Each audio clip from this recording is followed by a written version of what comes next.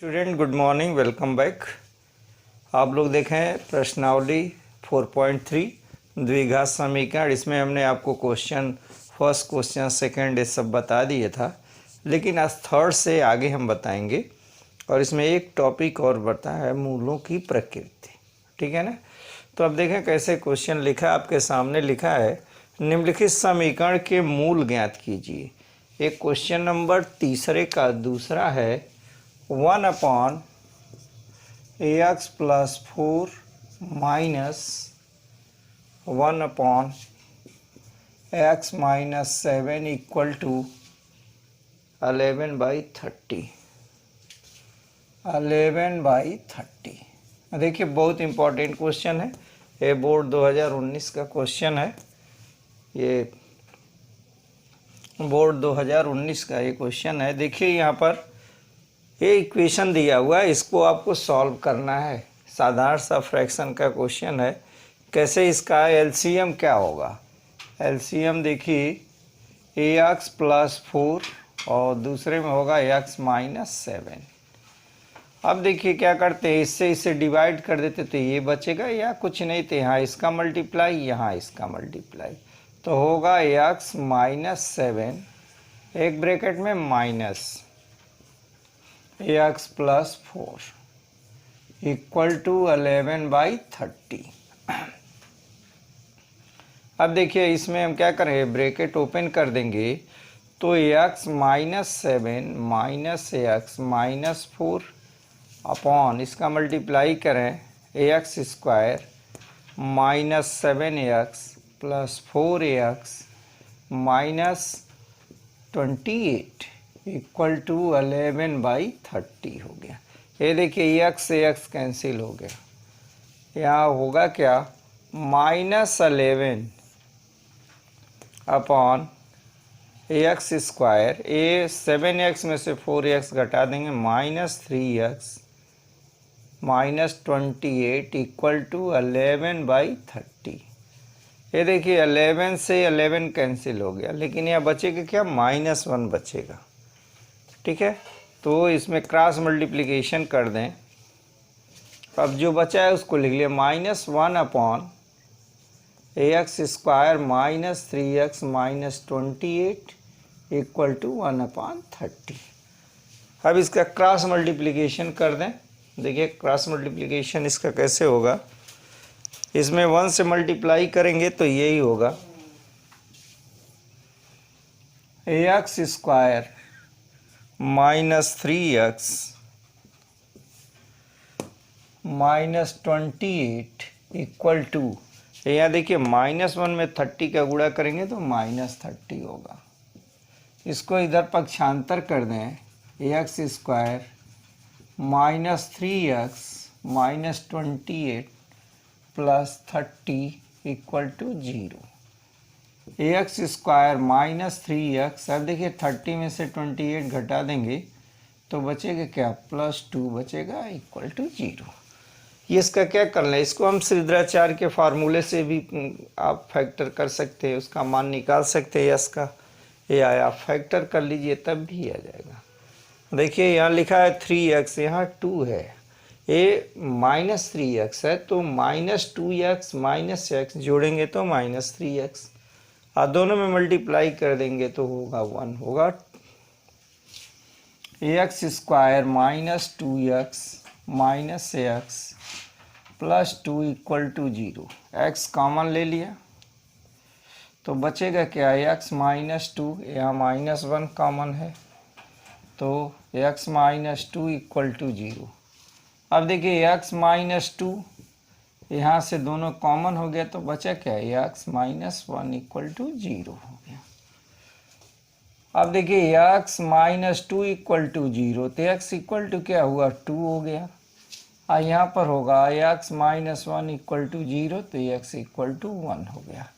तो समीकरण के दो मूल, समीकरण के क्या होंगे, अतः समीकरण के मूल क्या होंगे, 2 और 1 होगा, या 1 और 2 होगा। ये इसका क्या हो गया, ये इसका आंसर हो गया, 1 2 हो गया। यही बात समझ में। तो इस तरह से आप समीकरण का मूल अगर हमको ज्ञात करने हैं तो उसके हमने बताए हैं दो, या तो दो तरह से फार्मूला निकालेंगे, या तो हम क्या कर दें उसका गुणनखंड कर दें, नहीं तो फैक्टर कर दें, और तीसरा मेथड है तो पूर्ण वर्ग बना करके निकाल दें। तो तीन तरह से आप समीकरण के क्या मूल ज्ञात कर सकते हैं। अब देखिए मूल ज्ञात कैसे करते हैं, तो ये हमने बता दिया।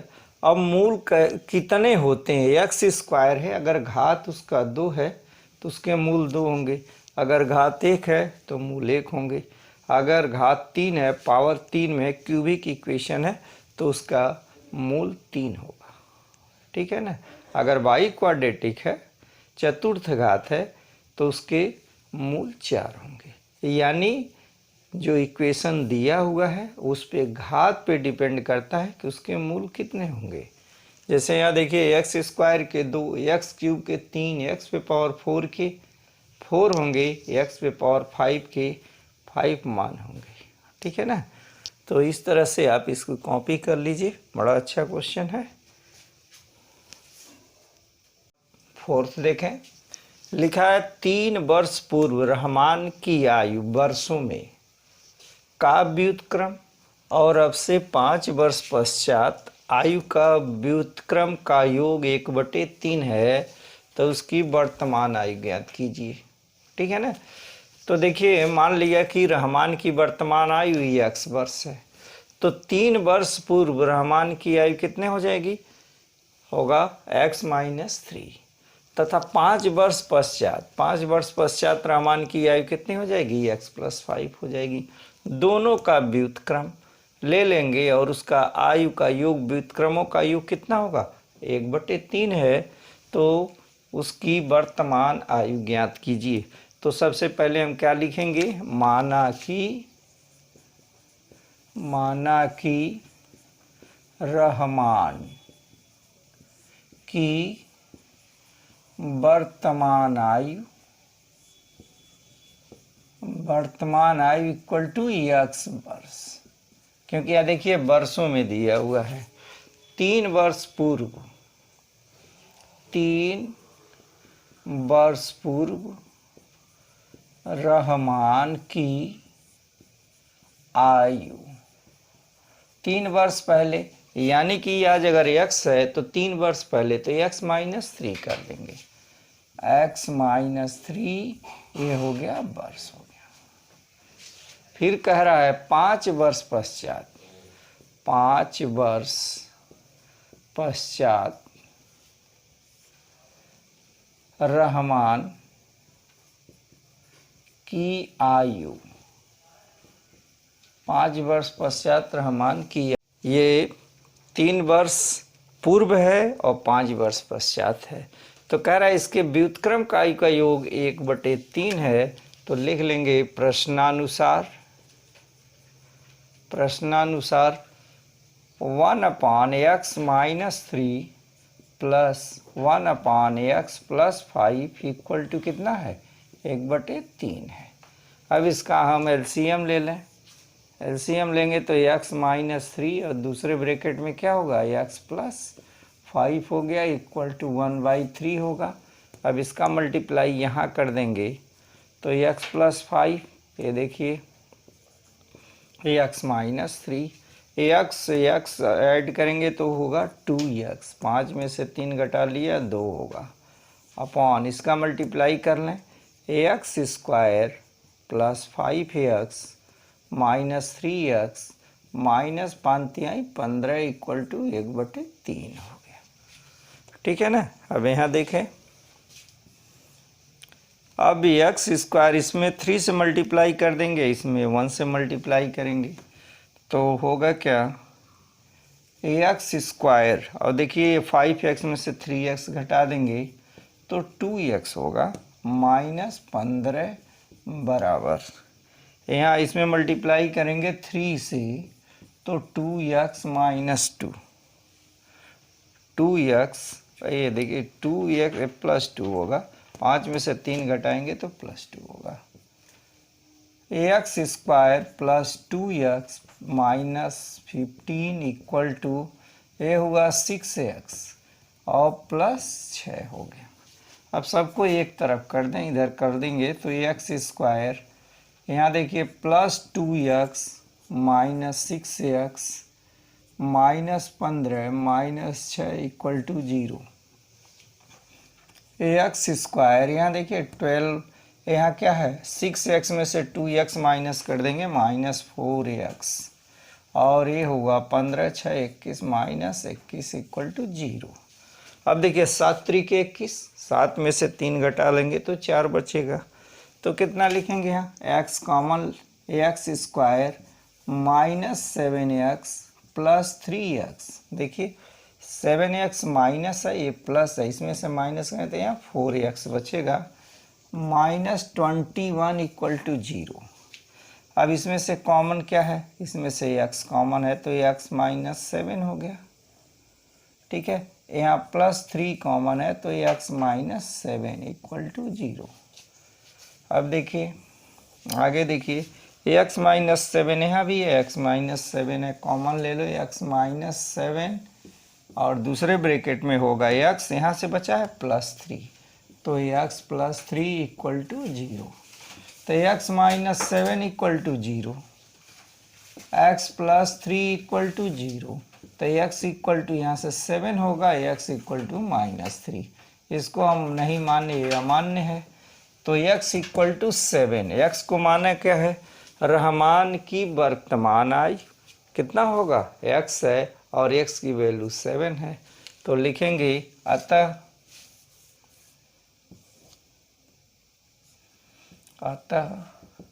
रहमान की वर्तमान आयु, रहमान की वर्तमान आयु 7 वर्ष होगा, 7 वर्ष होगा। ये इसका क्या है, ये आंसर है। तो क्वेश्चन इस तरह से सॉल्व कर लेंगे। ये रहमान की वर्तमान आयु पहले मान लेंगे, और 3 वर्ष पूर्व कहेगा तो x माइनस 3 कर देंगे, और 5 वर्ष पश्चात कहेगा तो उसमें क्या कर लेंगे, x प्लस 5 कर लेंगे। प्रश्नानुसार इनके व्युत्क्रम का योग 1/3 है। देखिए यहाँ लिख दिया है प्रश्नानुसार, प्रश्नानुसार 1/x minus 3 plus x plus 5, इसको सरल किया है, यहाँ पे फैक्टर कर दिया, ये आंसर हो गया।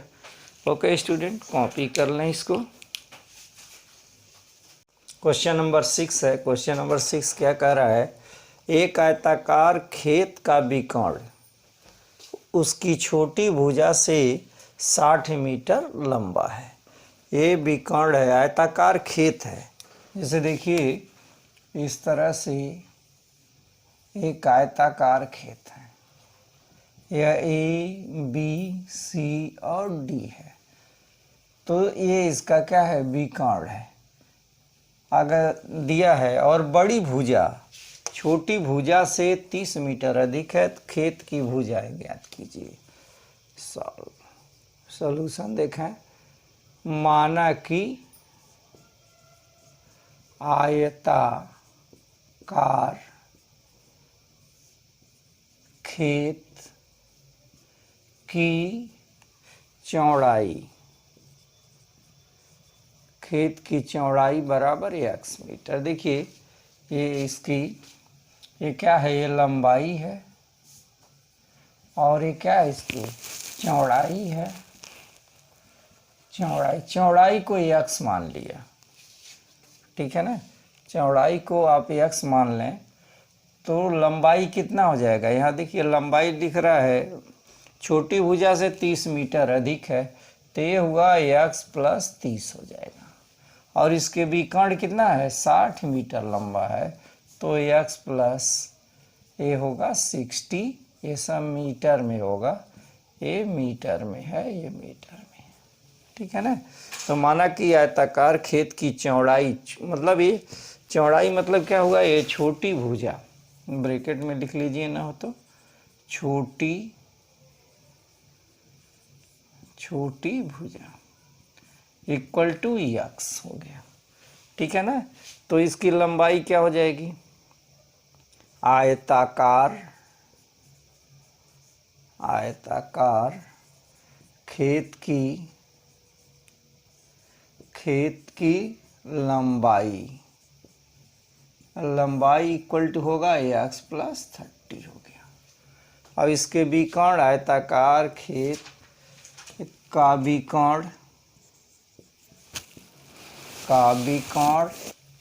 विकर्ण कितना हुआ, एक्स प्लस 60 होगा। ये हो गया, विकर्ण हो गया। अब आप देखें ये क्या बना रहा है, ए बी सी, यहाँ पे 90 डिग्री का कोण बना रहा है। ए बी सी यहाँ जो कोण होगा वो 90 है। तो इसमें ए बी सी त्रिभुज में हम पाइथागोरस थ्योरम लगाते हैं, ठीक है ना। तो त्रिभुज ए बी सी में किससे, पाइथागोरस प्रमेय से, इसमें पाइथागोरस प्रमेय लगा दीजिए तो क्या होगा, A C square equal to A B square plus B C square. A C की वैल्यू क्या है, एक्स प्लस 60 का whole square equal to A B कितना दिया है यहाँ देखिए, एक्स प्लस 30 का होल स्क्वायर अब प्लस बी सी, ए है B C equal to x है, तो यहाँ पे हो गया एक्स स्क्वायर, और बड़ा लिख दीजिए एक्स स्क्वायर। अब इसको ओपन कर दीजिए, स्क्वायर कर दीजिए, इसको 2 है तो स्क्वायर करेंगे तो होगा x square plus 3600 plus 120 x, A square plus B square plus 2ab के आधार पे इसको तोड़ेंगे।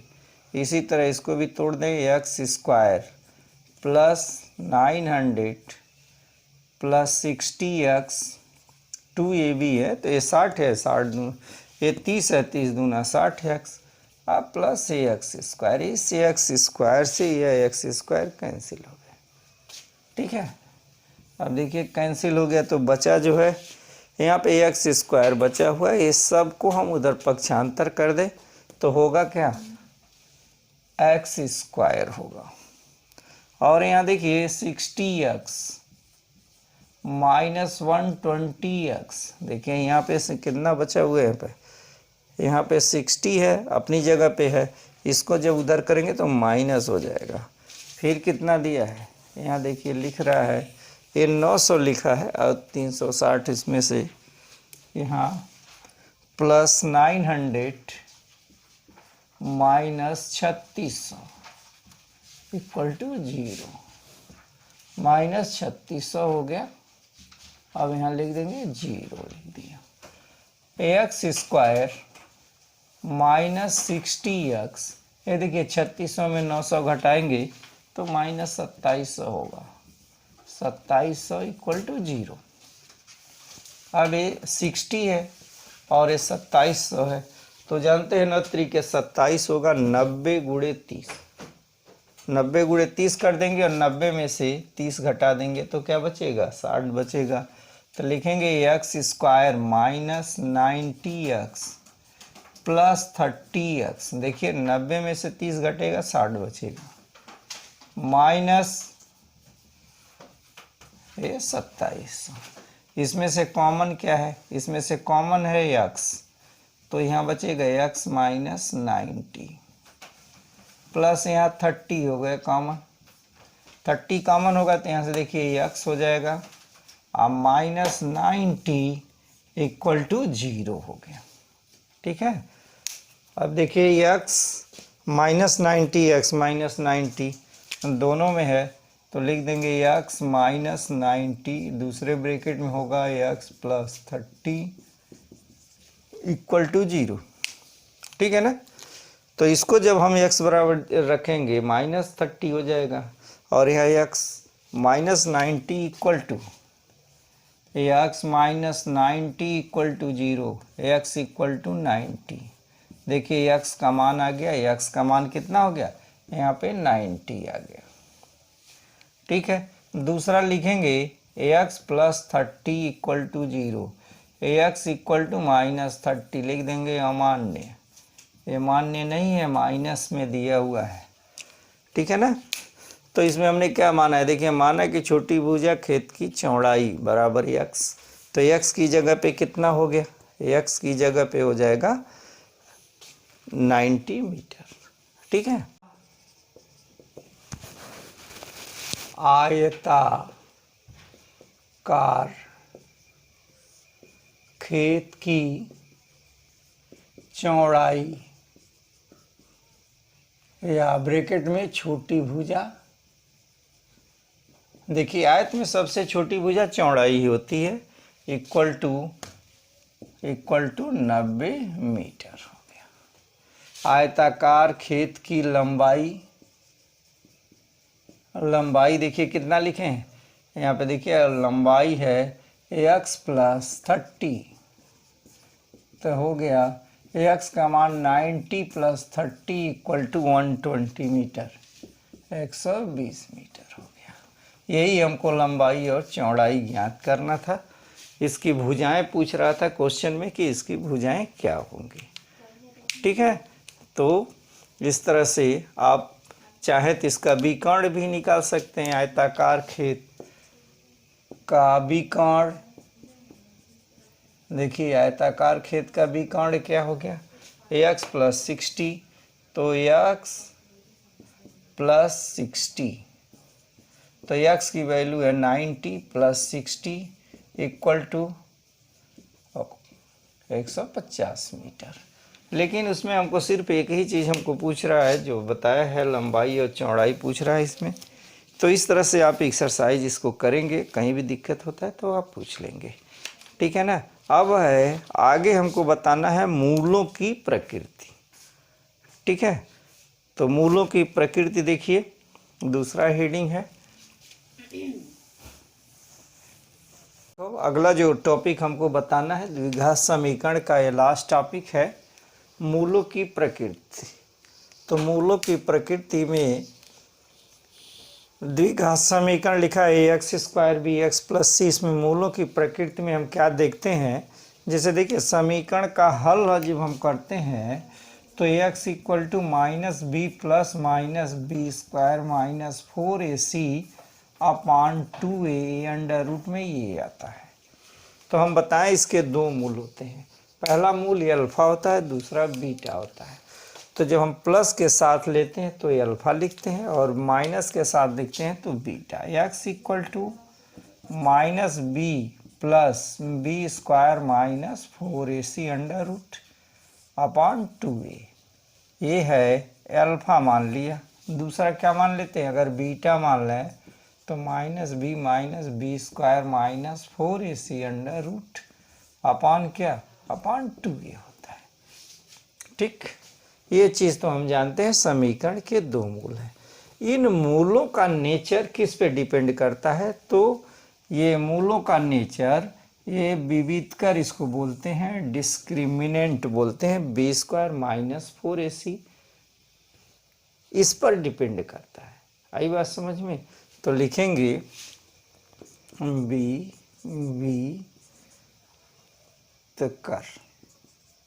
विविधकर, यहाँ देखिए डी लिखिए, D B square minus 4ac।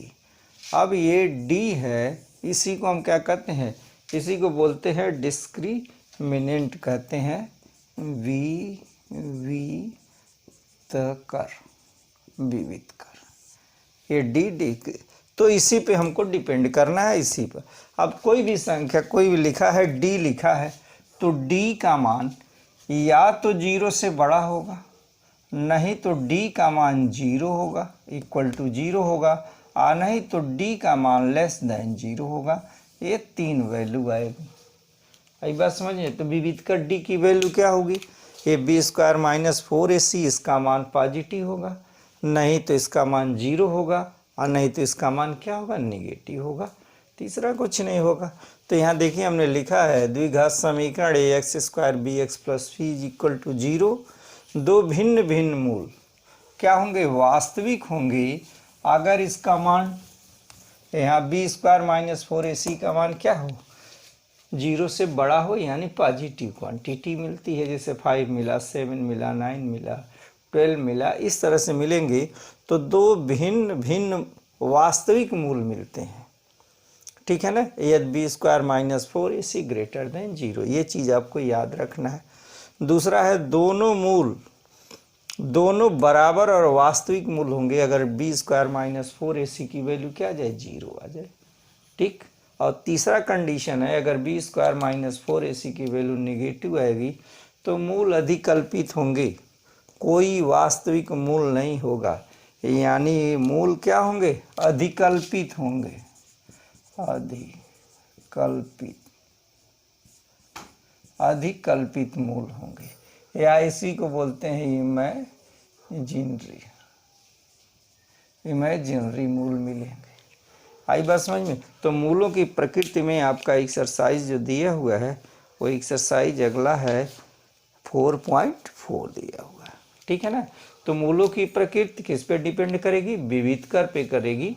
अब विविधकर को हम डी से लिखते हैं, डिस्क्रिमिनेंट, और d equal to b square minus 4ac होता है। अगर बी स्क्वायर माइनस 4ac की वैल्यू 0 से बड़ा है यानी पॉजिटिव नंबर है तो दोनों वास्तविक मूल मिलेंगे। अगर वह 0 के बराबर होंगे तो मूल समान होंगे। अगर 0 से कम वैल्यू आती है, निगेटिव आती है, तो कोई वास्तविक मूल नहीं मिलेगा। यानी मूल क्या होंगे, अधिकल्पित होंगे या इमेजिनरी होंगे, हम यही लिखना है। अगला एक्सरसाइज एक्सरसाइज 4.4 देखिए। तो एक्सरसाइज 4.4 क्वेश्चन नंबर फर्स्ट कह रहा है निम्न द्विघात समीकरण के मूलों की प्रकृति ज्ञात कीजिए। इसका नेचर क्या है हमको फाइंड करना है, और यदि मूलों का अस्तित्व है तो उन्हें भी ज्ञात कीजिए। अगर मूल के वास्तविक अस्तित्व है यानी उसकी वैल्यू आ रही है, रियल मूल आ रहा है, तो कौन सा मूल आएगा, मूल को भी ज्ञात करना है। तो देखा समीकरण नंबर पहला जो दिया हुआ है, देखिए द्विघात समीकरण। द्विघात समीकरण क्या है, 2x square minus 3x plus 5 0 को ax square bx plus c बराबर 0 से क्या करने पर, तुलना करने पर। चलो भाई, तुलना करने पर देखो एक ही जगह पे क्या है, a इक्वल टू है 2 और b इक्वल टू है -3 और c इक्वल टू है 5, इसलिए d बराबर क्या होगा, बी स्क्वायर माइनस 4ac। चलिए इसका मान फाइंड करें। b की वैल्यू यहाँ देखिए -3 है, -3 का स्क्वायर -4, a की वैल्यू क्या है 2 है और c की वैल्यू 5 है।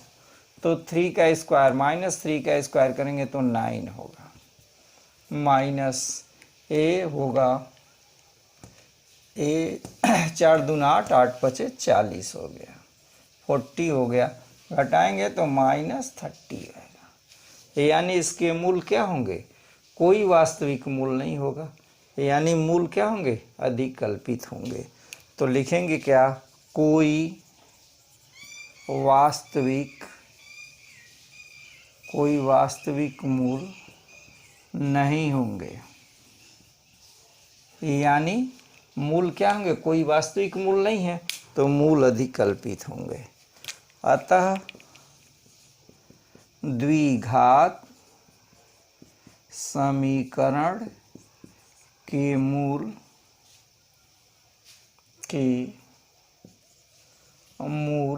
क्या होंगे, अधिकल्पित होंगे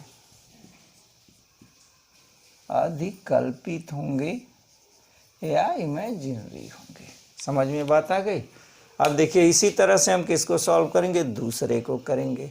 तो हम देखिए हम यही चेंज कर दे रहे हैं, इसको मिटा दें, इस पे समीकरण या दूसरा लिख दें। क्या लिखा है, 3x square minus 4√3x plus 4 equal to 0। इससे तुलना करिए तो इसका मान रख दीजिए, अलग अलग सब दिया हुआ है। a की वैल्यू कितना दिया है 3, b की वैल्यू दिया है -4√3 और c की वैल्यू 4 दिया है। अब इसमें इसका मान रख दीजिए, मान रखेंगे तो क्या हो जाएगा, इक्वल टू, देखिए b स्क्वायर, b का मान क्या है -4√3 का होल स्क्वायर -4, ए का मान है 3 और सी का मान है यहाँ क्या है 4। तो हो गया, ये देखिए 4 16 3 48 होगा, 48 होगा, माइनस ये 4 3 12 12 चौको 48, 48 में से 48 घटाएंगे 0 होगा। तो क्या होगा, ये दोनों मूल क्या होंगे, इसके दोनों मूल बराबर होंगे। हमने बताया है, देखो दूसरा कंडीशन में लिखा था d बराबर 0 आता है तो दोनों मूल बराबर होंगे। तो लिखेंगे क्या, अतः द्विघात समीकरण के दोनों मूल क्या होंगे, बराबर होंगे, बराबर होंगे। अब देखिए दोनों मूल ज्ञात करने के लिए हम क्या करेंगे, हम इसका फैक्टर कर दें, सीधा सा यहाँ फैक्टर हो जाएगा।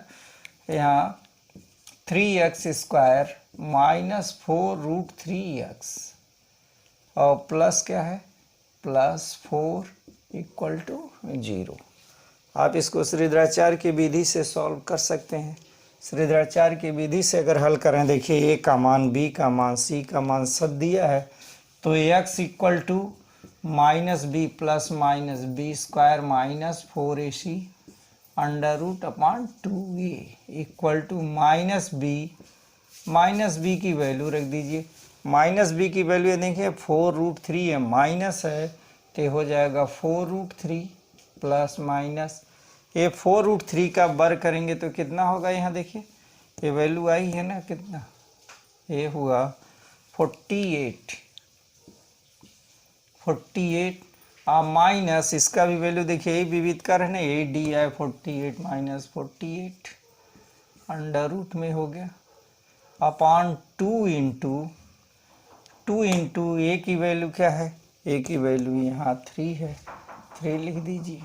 तो ये तो 0 हो गया, बचा क्या 4√3 अपॉन ये हुआ 2 × 3। अब देखिए इसको हम ये काट सकते हैं, तो ये काट देंगे तो ये 2 हो जाएगा। आई बात समझ में। तो ये हुआ 2√3 अपॉन 3। तो 3 को हम क्या लिख सकते हैं, √3 × √3। अब एक 3 से 3 कट गया तो क्या आएगा, 2/√3 आएगा। सही है ना। तो लिखेंगे अतः समीकरण के मूल, दोनों मूल क्या होंगे, अतः समीकरण के मूल दोनों बराबर हैं तो दोनों क्या होंगे, 2/√3 और 2/√3। ये देखिए दोनों के वैल्यू क्या होंगे, वो सेम होंगे, 2/√3 और 2/√3 हो गया। अब देखिए नेक्स्ट क्वेश्चन जो दिया हुआ है, नेक्स्ट क्वेश्चन क्या दे रहा है, 2x², तीसरा 2x² -6x + 3। ये देखिए क्या लिखा हुआ है। अब इसको देखिए कैसे हम फाइंड करेंगे। तो आप समझ गए कैसे मूलों का नेचर कैसे डिफाइन करते हैं। अब देखिए इसको हम मिटा दे रहे हैं, इसी को फिर इसी में चेंज कर देंगे। तो यहाँ तीसरा देख लें, 2x² -6x + 3 = 0। देखिए a की जगह पे क्या है, 2 है, b की जगह पे क्या है, -6 है और c की जगह पे है 3। ठीक, अब इसमें इसका मान रख दीजिए, आंसर फाइंड कर लीजिए।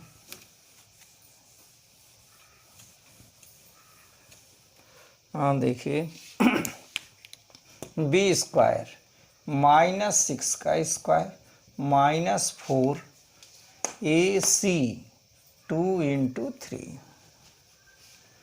तो हो गया, ये कितना होगा 36 माइनस ये होगा 8 होगा, 4 दूना 8, 8 त्रिके 24 हो गया, ये यानी 12 होगा। ठीक है ना। डी की वैल्यू क्या हो गया 12 आया। तो अगर इसका मान क्या है तो दोनों मूल क्या होंगे, ये पॉजिटिव वैल्यू है, डी का वैल्यू >0 है, पॉजिटिव वैल्यू दे रहा है, इसलिए दोनों वास्तविक मूल होंगे। अतः द्विघात समीकरण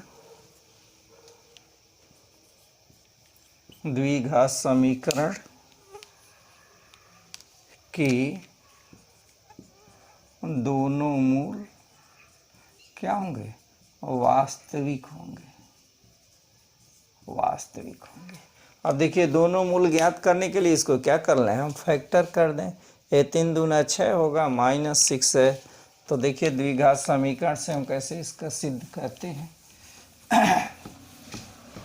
ये निकाल दिया।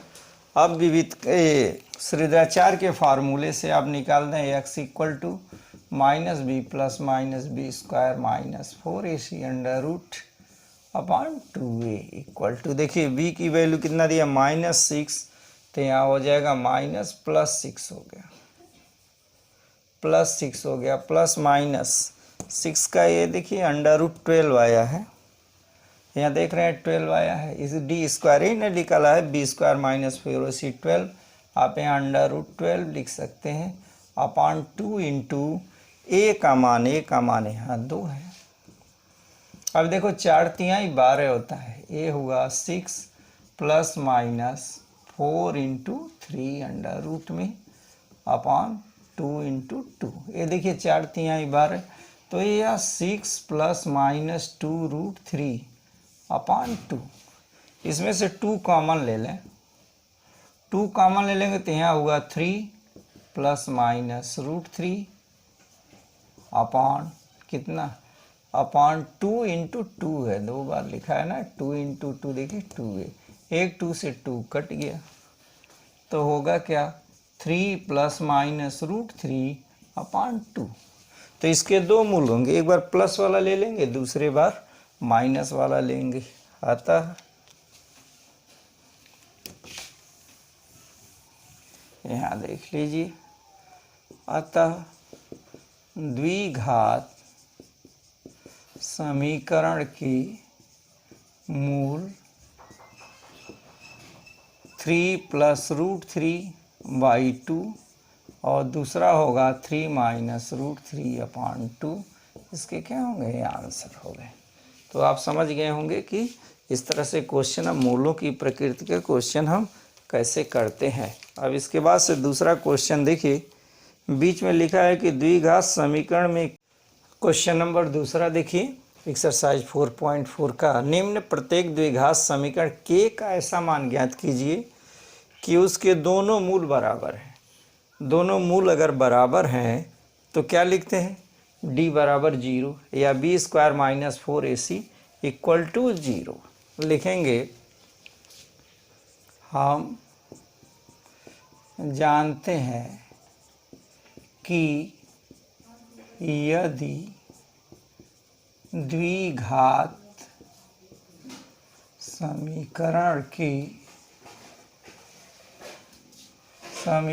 के मूल क्या हो, बराबर हो, तो d बराबर 0, d बराबर 0 का मतलब होता है b square -4ac equal to 0। इस समीकरण को देखिए, ये सब पहला हम बता रहे हैं, इसमें पहला यहाँ देखिए a बराबर कितना है, a इक्वल टू 2 है, और दूसरा है b इक्वल टू क्या है, k है, और c इक्वल टू है 3। अब ये वैल्यू उठा के यहाँ रखते हैं, तो b स्क्वायर का मतलब क्या हुआ, k स्क्वायर -4, a की वैल्यू क्या है, a की वैल्यू है 2 और c की वैल्यू है 3 इक्वल टू 0, यानी k स्क्वायर -8 3 24 हो गया इक्वल टू 0, तो k equal to under root 24 होगा, प्लस -24 होगा। अब देखिए प्लस -24 होगा तो ये 4 छके 24 प्लस -4 इंटू 6 कर लें। अब देखिए 4 और दोनों क्या हो जाएगा, k equal to plus minus under root 4, तो इसका 2 हो गया, अंडर रूट 6 हो गया। ये देखिए k की वैल्यू आ गई, k equal to 2 under root 6 हो गया, प्लस माइनस समीकरण के इसके 2 मूल होंगे। इसी प्रकार देखिए ये पहला है, दूसरा यहाँ दूसरा देख लें, नंबर सेकेंड, इसमें x -2 equal to a plus 6 equal to 0, इसमें इसका मल्टीप्लाई करें, kx square minus 2kx plus 6 equal to 0। अब देखिए द्विघात समीकरण से इसे कंपेयर कर लें तो a इक्वल टू क्या होगा k और b equal to minus 2k और c इक्वल टू 6। तो b square minus 4ac equal to 0, इसी में वैल्यू रख देंगे। तो यहाँ माइनस टू के स्क्वायर माइनस 4, a की वैल्यू k, c की वैल्यू 6 इक्वल टू 0। चलो भाई इसका वर्क कर लें, ये वर्क करेंगे तो आएगा 4k स्क्वायर माइनस 4k